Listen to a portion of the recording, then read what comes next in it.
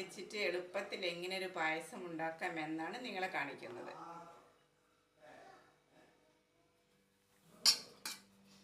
ഇത് 3 ആണി ശർക്കര പാനിയാക്കിയത്, പിന്നെ ഒരു തേങ്ങയുടെ അരമുറി രണ്ടാം പാല് അത് കലക്കി വെച്ചതാണിത്. ശർക്കര പാനിയും തേങ്ങയുടെ രണ്ടാം പാലും കൂടെ കലക്കി വെച്ചതാണ് ഈ കാണുന്നത്.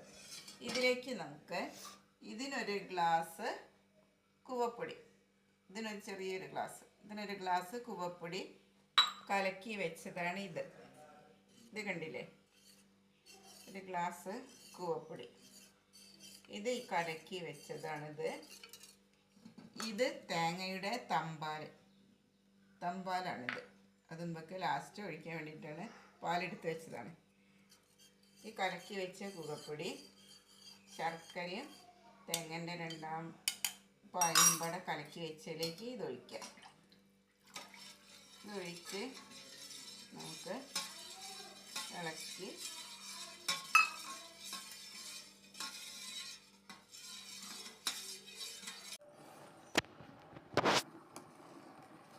ഇത് നേരത്തെ നമ്മൾ കലക്കി വെച്ച ശർക്കരപ്പാനി, തേങ്ങൻ്റെ രണ്ടാം പാല്, കൂവപ്പൊടി അതെല്ലാം പാടെ അടുപ്പത്ത് വെച്ച് പാകമായിക്കൊണ്ടിരിക്കുകയാണ്.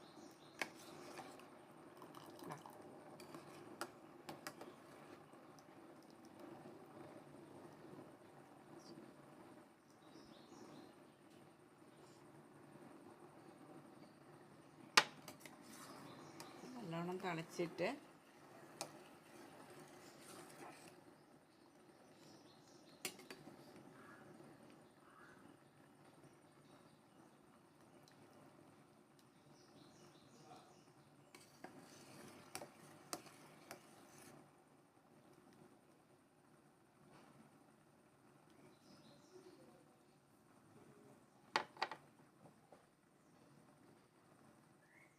നമ്മുടെ തേങ്ങയുടെ ഒന്നാം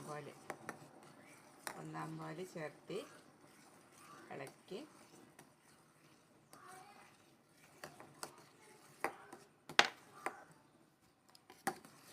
കണ്ടില്ലേ, നമ്മുടെ പായസം റെഡി. ഇനി ഇതിൽ തേങ്ങാക്കൊത്ത്, മുന്തിരിങ്ങ, അണ്ടിപ്പരിപ്പ് ഇത് നെയ്യിൽ മൂപ്പിച്ചിട്ട് ചേർക്കണം. നേരത്തെ തിളപ്പിച്ച് വെച്ച പായസത്തിലേക്ക് ഏലക്കായ് ചേർക്കണം. ഒരു 4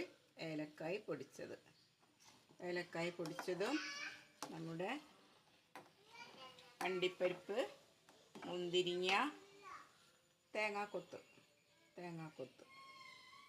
ഇതും കൂടെ ഇതിലേക്ക് നമ്മൾ ചേർക്കണം.